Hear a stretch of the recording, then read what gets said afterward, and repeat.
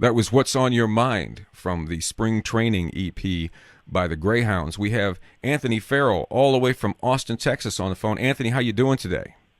I'm doing great. How's it going? That's going fine. I'm glad to be talking to you. We've wanted to talk to you for quite a while. We're big fans here. We play your stuff on the show all the time.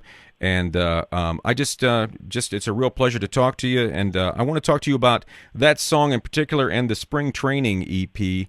So how did that come about, and when was it recorded? Where was it recorded? The situation and so on like that. Well, yeah, okay. Well, most of that. Well, first of all, that EP was it was just one of those things where we were like, we got to put out some music.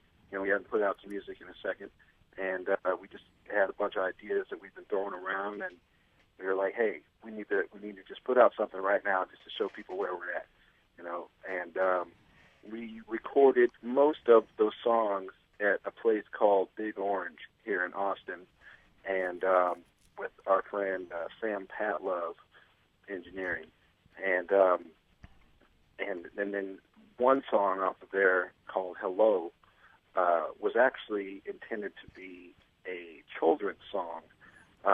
We recorded that at our friend Ted Pecchio's house in Atlanta. Ted Pecchio is used to play bass with the Code Talkers. That's right. Yeah. As well as Susan Tedeschi. Right. And numerous others. He's Mm-hmm.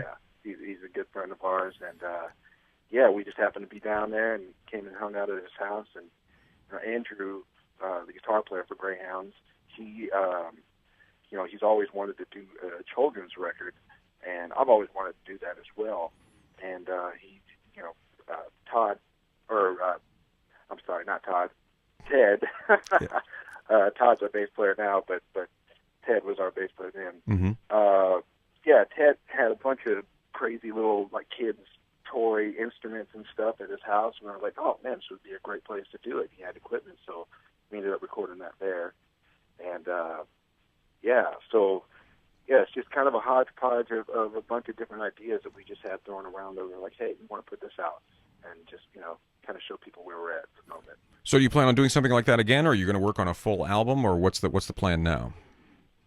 We are definitely working on a more full-length record at the moment, actually.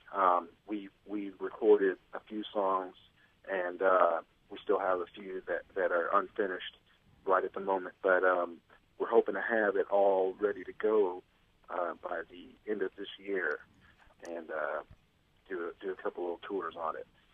Now you are touring. There's a video for this song that we just played, "What's on Your Mind," that you can check out on YouTube. That's a beautiful video, by the way. That's a terrific video. Yeah, thank you. That was done by our friend Zach Littlefield, who actually was the drummer for Greyhounds for a few years there. He actually, left to pursue his interest in video production, and it's actually really working out very well for him at the moment. So I'm real happy for him. But that video, I was very happy with that. Yeah. Well, how did the band get together? I mean, are you originally from Austin, Texas? You yourself? No. I'm actually from Los Angeles. Okay. Andrew moved out there to pursue music in some form or fashion, just to get out there and get into it. And kind of a funny story, he hooked up with some friends, and they had started a band already, and the keyboard player wasn't working out.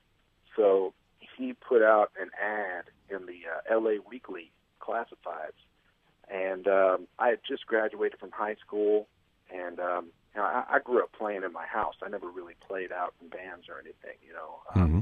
And a friend of mine told me, it was like, you should look for some other people to play with, just get out there and kind of get into it. And the first ad I saw was Andrew's ad, and I called the number and played something for him on the phone, and we just hooked up and jammed and just kind of never stopped playing together. And here I am now. It's been like 15 years now we've been playing together. It seems like Los Angeles to Austin is kind of the opposite direction that people usually go in order to establish themselves as musicians. What was it that drew you to, that made you move to Austin from Los Angeles? Well, I admit that is true. A lot of people kind of look at that kind of funny. They kind of, it's kind of the other way around. But Austin is a great town. The music community here is really embracing, and it's very easy to meet like-minded individuals, and it's not competitive. Mm-hmm. And LA is competitive and definitely has a great music scene.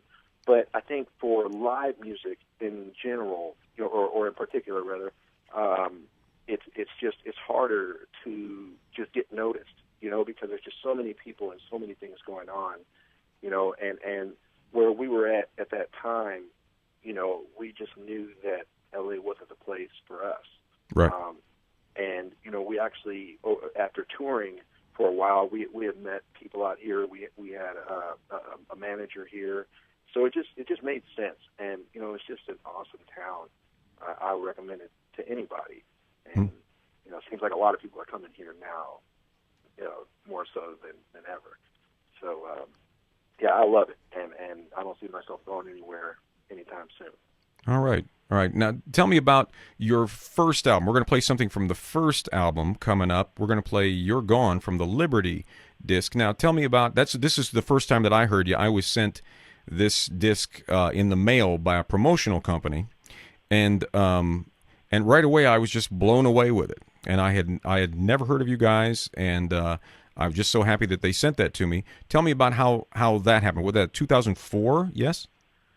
Yeah. Something like that? Yeah.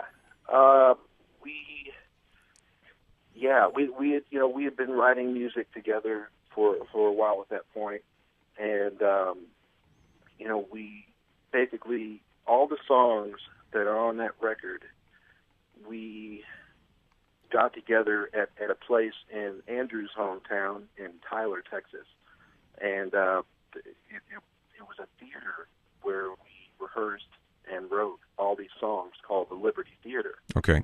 That a fellow let us use, and so we just went into this theater for a couple months and wrote all this music, and then we went down to New Orleans and recorded it in at a place called Truck Farm Studios, which I'm not sure if it's there anymore or not, but we recorded it there, and Stanton Moore and Robert Mercurio from Galactic helped us produce the record, and it's just one of those things where.